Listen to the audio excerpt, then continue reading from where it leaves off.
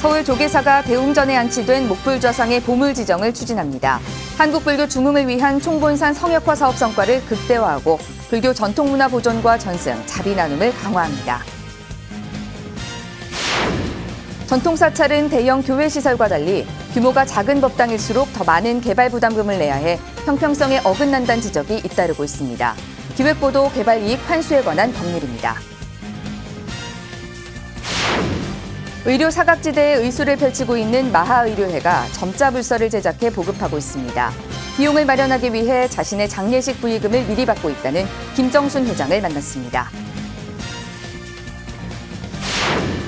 불교학연구회가 분사대장도감에서 간행된 고문원을 살펴보는 온라인 세미나를 열었습니다. 남권희 교수는 팔만대장경 남해조성 또는 김천분사 등 다양한 견해가 존재한다고 밝혔습니다. 조계종 불교음악원이 운영하는 불교 합창아카데미에 올해도 많은 사람들이 관심을 보였습니다. 태고종 전국 비구니 회장 현중 스님도 지원해 종단을 뛰어넘는 음성 포교 열정을 보였습니다. 여러분 안녕하십니까? 2월 20일 토요일 BTN 뉴스 시작하겠습니다. 서울 조계사가 대웅전에 안치된 목불좌상의 보물 지정을 추진합니다. 한국불교 중흥을 위한 총본산 성역화 사업 성과를 극대화하고 불교 전통문화 보존과 전승, 자비 나눔을 강화합니다. 조계사 올해 사업 기조를 이석호 기자가 전해드립니다. 서울 조계사가 어제 신년 기자간담회를 열고 올해 핵심 사업 기조를 발표했습니다. 조계사는 불교 전통문화 보존과 계승을 위해 진력할 예정입니다. 서울시 유형문화재 제126호인 대웅전 목불좌상의 보물 승격 작업을 진행합니다. 목불좌상은 조선 전기 왕실 지원으로 제작된 도갑사 불상군 가운데 한 부처님일 것이란 학설이 제기되면서 조성 시기에 관심이 집중됐습니다. 보물 승격이 이뤄진다면 조계사 최초의 국가문화재가 됩니다.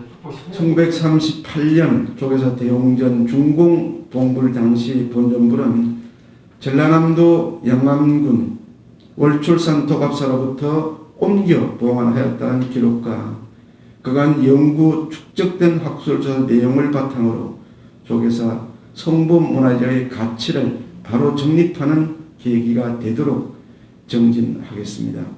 조계사는 또 한국불교 중흥을 위한 총본산 성역화 사업의 성과를 극대화합니다.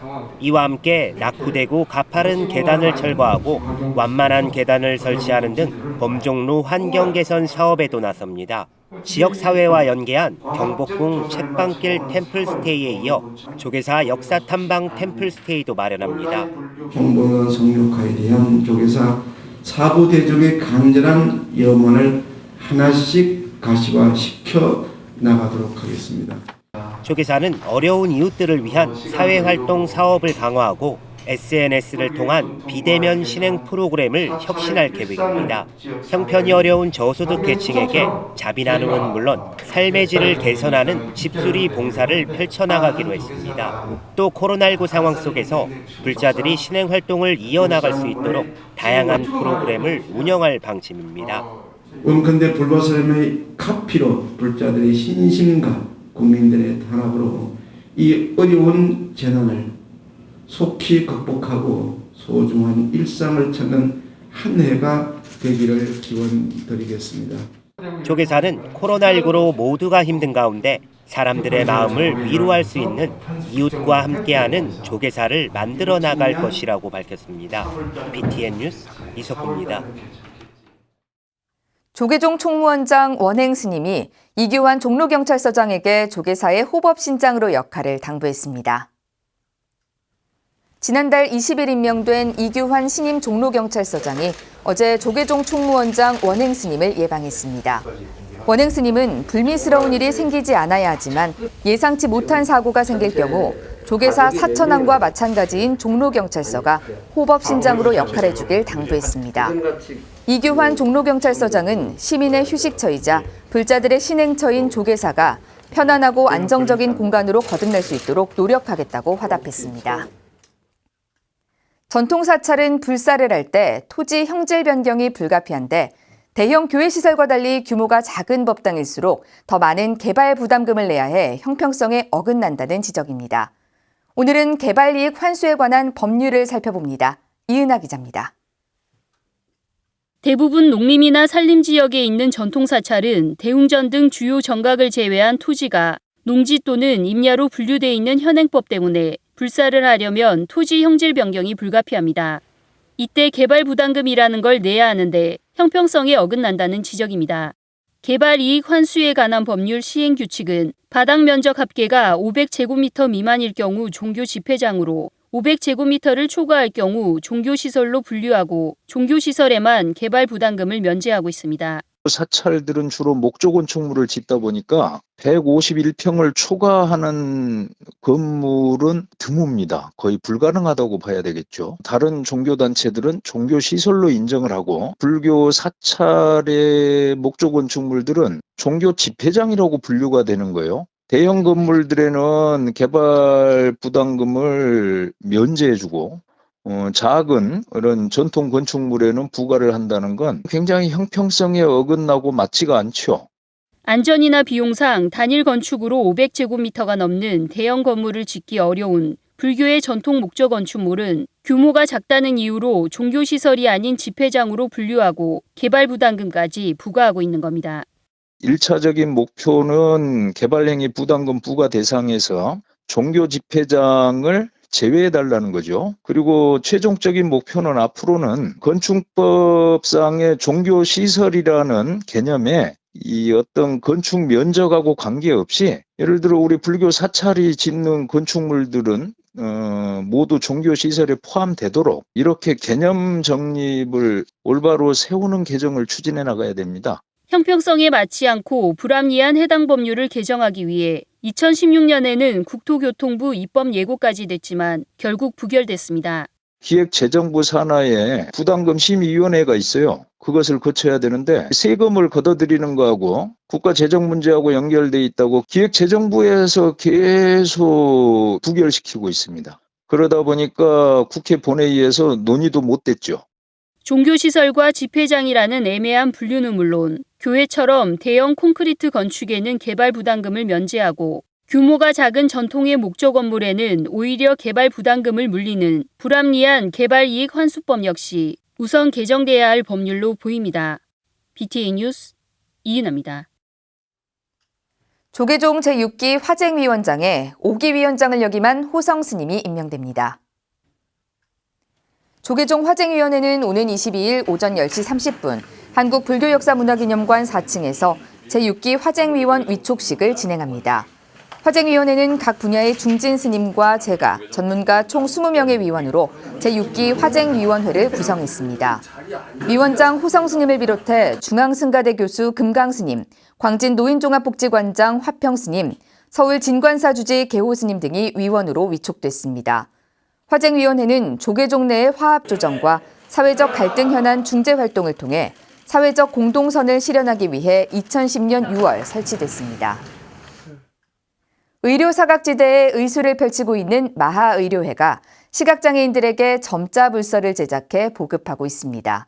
비용을 마련하기 위해 자신의 장례식 부의금을 미리 받고 있다는 김정순 회장을 하경목 기자가 만났습니다. 해외는 물론 의료 사각지대에 놓인 국내 외국인 노동자들에게 의료봉사를 펼쳐왔던 마하의료회가 시각장애인들과 행복을 나누는 점자 불서를 제작해 보급하고 있습니다. 2019년 365일 부처님 말씀 점자 불서를 시작으로 최근 조계종 원로의원인 무봉 성우대종사의 산사일기, 신행 365일 등 지금까지 8권의 책을 제작 보급했습니다. 최근 제작된 점자 불서는 서울과 대전, 대구, 강원 등 10개 점자 도서관에 전달됐습니다. 삭발하는 날과 수타니 파타 등 5권의 책도 점자로 제작 중이며 2권의 책도 제작을 위한 준비 중에 있습니다. 시각장애인은 보고 싶어도 못 보는 경우가 많죠. 그래서 우리가 말하자면 부처님 제자로서 스승님이 가르쳐 준 대로 꽤 좀 이렇게 못 보는 분들을 위해서 우리가 뭘 할 수 있나 생각을 하다가 김정순 회장은 9평 남짓한 약국에서 손님을 맞는 시간 틈틈이 점자책을 낼 책을 타이핑 작업을 하고 있습니다. 점자 불서는 불자가 아닌 사람들도 쉽게 불교를 접할 수 있는 책들로 직접 선정해 이런 타이핑 작업을 거쳐 파일로 만들어 점자 출판을 하는 도서관에 전달돼 책으로 만들어집니다. 최근 제작된 점자 불서는 스프링 밴드로 제본을 내 시각장애인들이 좀 더 쉽게 읽을 수 있도록 배려했습니다. 스펠집처럼 해서 조금씩 시작하고 알기 쉬운 불교 이런 것도 해드리는데 알기 쉬운 불교 도대체 불교라는 건 무엇인지 조금씩 적셔가면서 이제 깊이 있게 하면 좋지 않겠나. 일반 도서와 달리 점자책은 부피가 커 일반 도서 한 권을 점자책 2권으로 분권해 제작됩니다. 또 대량 인쇄로 제작되는 일반 도서에 비해 수작업에 가까운 제작 과정에 수량은 적고 제작비는 많이 들 수밖에 없는 실정입니다. 코로나로 해외 봉사와 국내 의료 봉사를 하지 못해 마하 의료회의 회비로 일부 충당하고 있지만 대부분 회원과 불자들의 십시일반 보시로 제작되고 있습니다. 지금 줘라. 나 살았을 때 아마 나 죽었을 때 아무도 돈 안 갖고 올 거라 미리 부의금을 미리 받았어요. 누구보다 조용히 시각장애인 포교에 묵묵히 헌신하고 있는 김정순 회장. 몸이 아닌 마음이 무너질까 더 걱정이라며 초발심과 똑같은 마음으로 회항하고 싶다는 서원에 부끄러운 마음에 발끝만 쳐다보게 됩니다. 처음에 시작할 때 부처님 입장에서 어떻게든지 우리가 봉사에 영맹정진 하기로 우리가 서원을 세웠으니까 끝까지 똑같은 마음으로 같이 마무리를 하자고. BTN 뉴스 하경목입니다. 고려 고종 당시 설치된 분사대장도감은 국난극복의 염원과 함께 팔만대장경 남해주조설의 핵심 근거로 알려져 있는데요. 불교학연구회가 분사대장도감에서 간행된 고문원을 살펴보는 온라인 세미나를 열었습니다. 이동근 기자입니다. 불교학연구회가 개최한 온라인 동계 워크숍에서 경북대 남건희 교수는 분사대장도감에서 간행된 주석가열의 성도기를 주제로 발표했습니다. 주석가열의 성도기는 당나라 시인 왕발이 찬술, 송나라 도성스님이 주의한 고서로 부처님 생애와 함께 자각에 도달한 성도 등의 내용이 담긴 것으로 전해졌습니다. 특히 팔만대장경 남해주조설로 세간의 주목을 받은 분사대장도감의 판본이라는 점에서 의미가 깊습니다. 워크숍에서 남건희 교수는 주석가열의 성도기가 대장경 판각이 끝난 이후인 1253년에 간행됐다고 주장했습니다. 인출 시기는 인쇄 상태와 지질 등을 비추어 볼 때 고려 14세기로 추정되며 본문에 필사된 묵서는 조선 초기의 구결로 판단된다고 밝혔습니다. 또 주석가열의 성도기는 조선조에 들어와서 세조 때에 간행된 적이 있지만은 앞에 전 판본이어서 이 고려 판본으로서 중요한 의미가 있다고 생각합니다.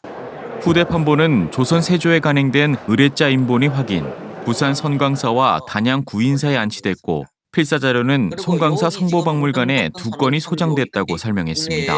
남 교수는 고서를 주석한 도성스님이 불교와 유교 문헌 등 폭넓은 자료를 인용했다며 부처의 인멸 전후를 서술한 열반경과 설화문학인 본생경 등이 포함됐다고 말했습니다. 본생경 역시 이게 부처님의 그 전생부터 시작해서 이 분야가 불교 문학적으로 발전하는데 큰 어떤 영향을 미친 걸로 그렇게 알고 있습니다. 관심을 모으고 있는 팔만대장경 조성 지역과 관련해 대장경판 전체를 남해에서 간행했다는 주장과 당현 시범 경판에 김천 분사가 설치됐다는 기록을 근거로 여러 곳에서 조성했다는 주장 등 다수의 견해가 존재한다고 말했습니다. 그 학수를 좀 확인할 수 있어서는 더 좋았는데 여기는 책의 그 끝부분이 잘 안 보여서 이거에 따라서 소위 지금 이제 계령 김천의 분사냐 남해의 분사냐 하는 그런 부분까지 추정하는 데는 좀 힘드는 부분이 있었습니다. 세미나는 분사대장도감에서 간행된 고려 판본의 특징을 새롭게 조명하며 관련 찬술서는 물론 불교 서지학 연구에 영향을 미칠 것으로 보입니다. BTN 뉴스 이동근입니다. 조계종 불교음악원이 운영하는 불교 합창아카데미에 올해도 많은 사람들이 관심을 보였습니다. 32주간 이루어지는 교육을 받기 위해 지원자들이 봉은사를 찾았는데요. 아카데미 면접 현장을 윤호섭 기자가 취재했습니다. 찬불가를 비롯한 불교음악의 대중화를 위해 매년 수강생을 모집하고 합창과 무용 등을 교육하는 조계종 불교음악원. 지난해부터 이어진 코로나19 여파로 한 차례 교육에 어려움을 겪었지만 올해도 어김없이 많은 불자들이 불교음악 교육에 대한 열정을 보였습니다. 불교음악원이 마련한 제4기 불교합창 아카데미 면접을 보기 위해 어제 봉은사를 찾아온 겁니다. 이른 아침 목소리가 잠긴 상태지만 면접관 앞에서 떨리는 마음으로 찬불가 한 소절을 선보입니다.